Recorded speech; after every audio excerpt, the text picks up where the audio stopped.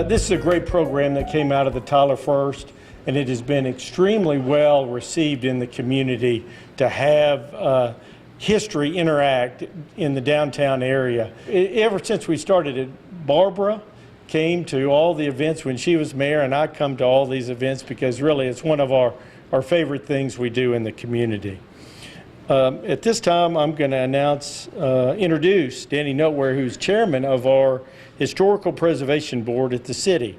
And that is the group that is tasked with taking in all of the applications for the half mile of history and working through that and selecting which recipients get the half mile of history plaque. So, Danny. Thank you. Thank you, Mayor. I'm Danny Noteware, chair of the Historical Preservation Board. Also happen to be the husband of a ETSO board member, Mercedes Noteware. So I'm really excited to be here to celebrate this plaque and also tell you a little bit about the history of the ETSO. So the vision of Mrs. W.C. Windsor and efforts of members of the music committee of the Tyler Women's Forum culminated in the creation of the Tyler Symphony Orchestra, which performed on March 16, 1936, 80 years ago to the day. A 4-concert season under the direction of 3 successive conductors was presented each year until the group disbanded during World War II.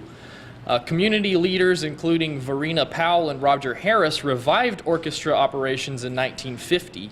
Joseph Kirschbaum, music faculty from then North Texas State Teachers College, now UNT, was named the resident conductor and became a longtime fixture for the symphony, leading and promoting growth until his retirement in 1978.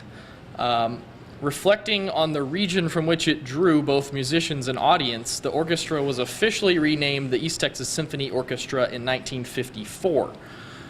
Operations have grown from a budget of $25,000 to a current budget of around $1 million, and that is administered by a management team of a president, executive director, finance and human resources director, patron services director, and development director. The organization is governed by the East Texas Symphony Orchestra Association Board of Directors, which is composed of volunteers from the community who represent a variety of professions and skill sets. Orchestra personnel are an ensemble of professional musicians from East Texas and the Dallas-Fort Worth Metroplex area. Throughout its history, the ETSO has performed in venues throughout the Tyler area. With the 1997-1998 symphony season, ETSO moved its main subscription series to the Cowan Center at UT Tyler, and the orchestra continues to offer special concerts in other local venues such as TISD's Caldwell Auditorium. In addition to its subscription concert series, the ETSO has long been committed to student engagement. In 1951, Maestro Kirschbaum established regular concerts for elementary students from area public and parochial schools. Throughout the decades, these school programs have ranged from traditional symphony concerts to multimedia programs to dramatic presentations from the Classical Kids Live series.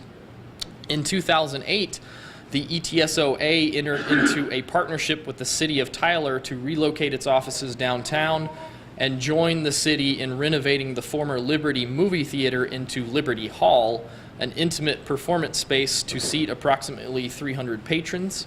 On September 10th, 2011, Liberty Hall was officially opened with a recital by acclaimed cellist and Tyler native Ralph Kirschbaum, son of the late Joseph Kirschbaum. Liberty Hall provides opportunities for ETSO to further engage with the East Texas community by offering diverse musical programming and special events presented for smaller audiences in this unique setting. Liberty presentations complement the orchestra's primary concert series performed at the Cowan Center. The hiring of Richard Lee in 2012 as the 10th music director and conductor of the East Texas Symphony Orchestra marked the start of a new phase of development for the orchestra, and as it has throughout its history, the ETSO continues its commitment to engage, embrace, and excite the East Texas community through inspiring musical performance and making classical music and the arts more accessible to diverse audiences.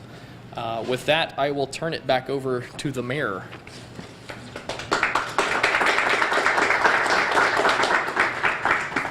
Thank you, Danny, and thank you for all your volunteer work on that board. At this time, we will have representatives come forward, Tony Farmer and Richard Lee. I want to see Dodge. Pretty.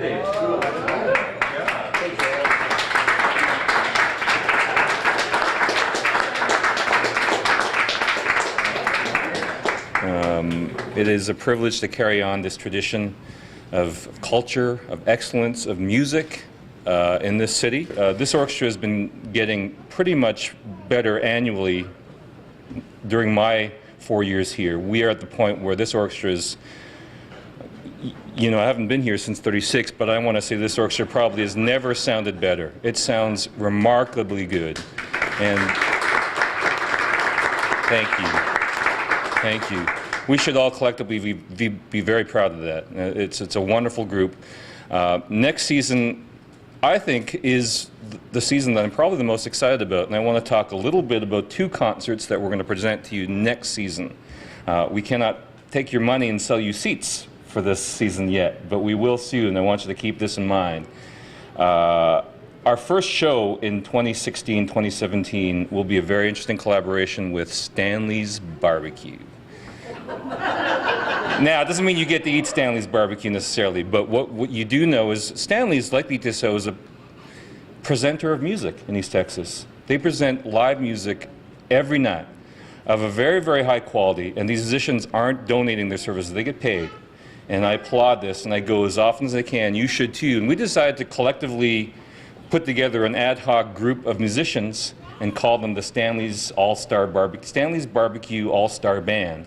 And they will be joining us on stage to do a concert that we've tentatively titled, what did we title it, Kathy? Rock the Classics. So this is a show that will feature the myriad of ways, the many ways that classical music has inspired popular and rock music. And there's lots to choose from. So we'll do things like A Whiter Shade of Pale, which is a ripoff of Bach. Probably didn't know that. We're going to do Waltz Across Texas, which is a ripoff of, well, we did waltzes way before any of you, the country folk, did waltzes. It came from classical music, don't you know? So we'll do a beautiful waltz called Roses from the South, which is where we are, right? Rose City. So that's September. It's going to be a great show. It's going to feature Nick Pensis and various Stanley's musicians on stage with us, and I hope you are excited about that, as excited as I am. In January, we are going to invite the preeminent, I'm talking in the world, the preeminent banjo virtuoso, and I said banjo. His name is Bela Fleck. He has a band called Bela Fleck and the Flecktones. The Flecktones aren't coming, but Bela is coming to play his banjo concerto with us, which is going to be something that is very unique, and hopefully that will sort of pique the interest of the good folks of East Texas. So those are the 2 concerts I want to tease. We've got others, of course, and I can't reveal them to you yet officially, but I'm really looking forward to next season and the next 80 years, and I want to thank you for your attention.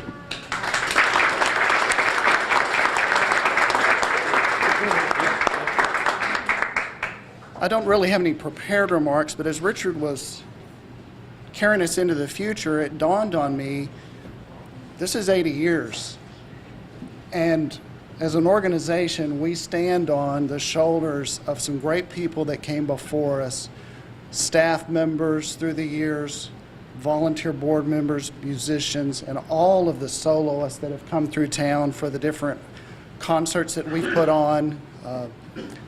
This is an honor that we share with them. We stand on their shoulders and hope to carry this to the future. Thank you very much.